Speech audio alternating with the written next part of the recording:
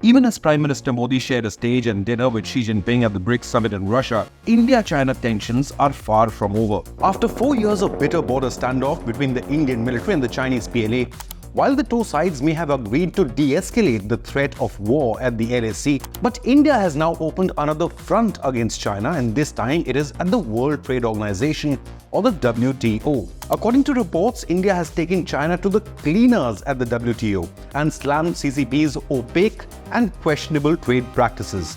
India-China trade deficit in 2023-24 was a mind-numbing $85 billion. And the reason, according to New Delhi, is China's opaque trade policies. At the World Trade Organization, New Delhi highlighted how the communist CCP government in China offers non-transparent subsidies to its domestic manufacturers.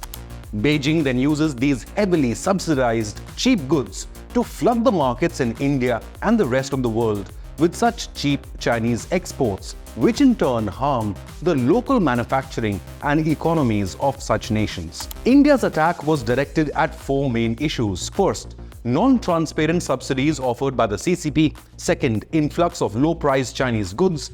Third, poor quality of these imported Chinese products. And fourth, adverse impact of cheap Chinese products on domestic industry. Despite such grave concerns, as well as 4 years of military tensions along the line of actual control in Ladakh and Arunachal, China has emerged as India's largest trading partner, with bilateral trade touching $118 billion plus in 2023-24, even surging past the United States. But India's concerns remain and are not just limited to Chinese imports. The issue is far more serious, which is why the Modi government decided to raise it at a global forum like the World Trade Organization.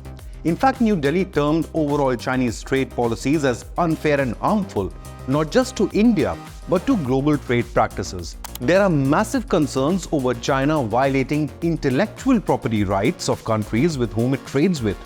On the other hand, CCP has imposed several market access barriers. Now, these harm the interests of Indian exporters or Indian businesses operating in China. What all this has resulted in is a massive trade deficit for India against China. Indian representatives at the WTO called CCP's policies as aggressive trade practices which not only harm Indian exporters but also the global trading system. The Indian government has now asked the World Trade Organization to address this issue with China and demand accountability from the CCP leadership.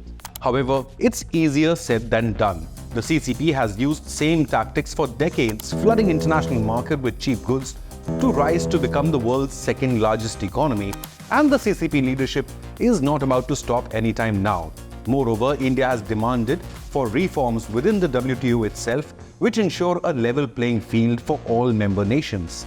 Soon to be the world's third biggest economy, India's trade deficit with China is the highest, and the story started at the turn of this century. Between 2004-5 to 2013-14, India's trade deficit with China grew by 24.8 times, which is simply shocking. Between 2014-15 to 23-24, the pace has been checked, growing by only 1.7 times, but it is still growing. The numbers show a clear picture. In 2023-24, India's exports to China peaked at $16.6 billion. However, that is nothing compared to India's imports from China, which crossed the $100 billion mark to reach $118.4 billion. Now, some of the imports from China are for essential growing industries in India and cannot be overlooked. For example, pharma ingredients, auto components, electronics and mobile phone parts. These are then used to make finished products in India and then export overseas. However, it is the influx of cheaper Chinese everyday products and goods which could easily be manufactured in India, which are hurting Indian manufacturers and Indian economy. The reason, as India highlighted at the WTO, is China's opaque trade policies which favor their own industry at the cost of others. Even earlier this year, India had raised the issue of unfair Chinese trade practices at the WTO. New Delhi had raised the issue during China's 9th trade policy review. India was joined by the USA as well as the European Union, who all criticized the CCP's unfair trade practices. Washington even raised the alarm that Chinese challenges to international trade were only increasing rather than decreasing.